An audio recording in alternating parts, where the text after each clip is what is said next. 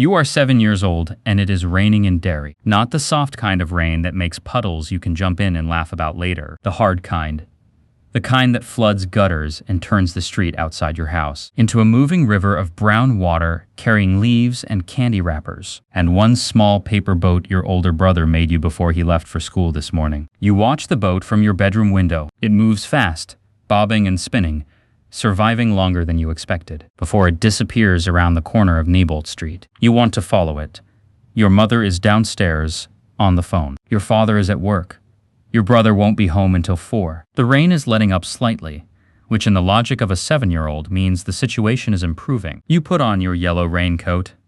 You find your boots by the back door. You step outside into a Derry afternoon that smells like wet pavement and something else, something older, something you don't have a word for yet. The gutter river carries you down the block faster than your legs do. You follow the current with your eyes, moving along the sidewalk, passing Mrs. Garfield's house with the plastic flamingos in the garden, passing the empty lot where the Keen's fence fell down last summer, passing the storm drain at the corner of Witcham and Jackson, where the current pools and slows before disappearing underground. The boat is there, caught against the drain grate, spinning slowly in a small eddy of brown water. You crouch down to get it. That's when you see the eyes, not the drain, not the darkness inside the drain. The eyes inside the darkness, which is a completely different thing. Yellow, luminous, patient in the way that only things without a concept of time can be patient. They look at you the way nothing has ever looked at you before, not like you're a child, not like you're small or unimportant, or just another kid in a yellow raincoat on a rainy Tuesday afternoon, like you're exactly what was needed, like you've been expected, like something has been waiting a very long time and the wait is now over. You should run. Every animal instinct you have fires simultaneously in the same direction, away, fast, now. But you're 7 years old and curiosity and fear arrive at the same moment, and for 3 seconds they cancel each other out, and you stay crouched by the drain, looking at the eyes, while the rain picks up again, and the paper boat spins against the grate. Then the face comes. Not all at once, slowly, the way something large moves in a small space by rearranging itself, rather than simply appearing. A forehead first, white as new chalk. Then the hair, orange and wild, and somehow dry, despite the rain. Then the smile, which is the wrong size for the face it belongs to. Too wide, too knowing, containing too many teeth arranged in an order that suggests something that has studied smiles without fully understanding their purpose. It holds up your boat. It says your name. You don't know how it knows your name. You won't know for years. Not until you're old enough to understand that Derry isn't a town with a monster in it. It's a monster wearing a town as a costume, that the thing in the drain has been here longer than the streets, longer than the houses, longer than anyone who built them or named them or tried to make sense of them, that it knows names the way weather knows geography, completely and without effort, and without any particular interest in what the name means to the person it belongs to. But you're 7. You don't know any of that yet. What you know is that something is holding your boat and smiling at you from inside a storm drain, and it knows your name, and your legs have stopped working. It speaks again. The voice is wrong. Not loud, not threatening in the way voices are threatening in movies, where the scary thing announces itself. It's conversational, warm almost. The kind of voice that belongs to someone who has all the time in the world and finds the whole situation genuinely delightful. It tells you that down here everything floats, that you'll float too. You don't know what that means. The clown reaches through the grate. The hand is too large for the arm it's attached to. The fingers are too long. The glove is white and dirty. And there's something at the tips of the fingers that catches the gray afternoon light in a way that fingernails don't. You watch the hand come through the gap in the drain grate with the detached confusion of someone whose brain has decided that what it's seeing doesn't fit any existing category and has therefore temporarily suspended processing. Then the hand touches your wrist. The cold is what breaks the spell, not fear. Cold, the specific cold of something that doesn't have body heat, that has never had body heat, that borrowed warmth, the way it borrowed the shape of a clown, and the sound of a human voice, as a tool, rather than a natural condition. You scream.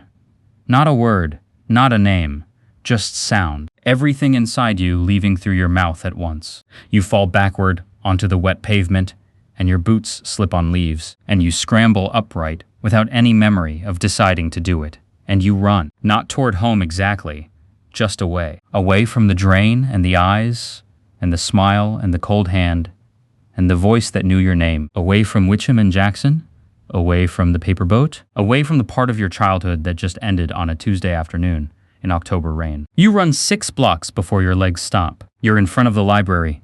You don't know why you stopped here. Maybe because it's the largest building you can see. Maybe because something instinctive understands that whatever was in that drain prefers dark enclosed spaces to large public ones. You stand on the library steps, breathing so hard your vision pulses with each heartbeat, and you wait for something you can't name. Nothing follows you. The street is empty. Rain. Parked cars. A dog watching you from a porch across the street with the mild interest of a creature who has seen stranger things in Derry and filed them under, "Not my problem." You go home. You don't tell your mother. Not because you think she won't believe you, though she won't. Because the moment you walked in the back door and smelled dinner cooking and heard the TV in the living room, the gap between what happened at the drain and what happens in this house became too large to bridge with words. You took off your yellow raincoat. You hung it by the door. You sat at the kitchen table while your mother finished her phone call, and you looked at your wrist where the cold hand touched you. There's no mark, no bruise, nothing visible, but the cold doesn't leave. Not that night. Not the next day. Not for weeks afterward.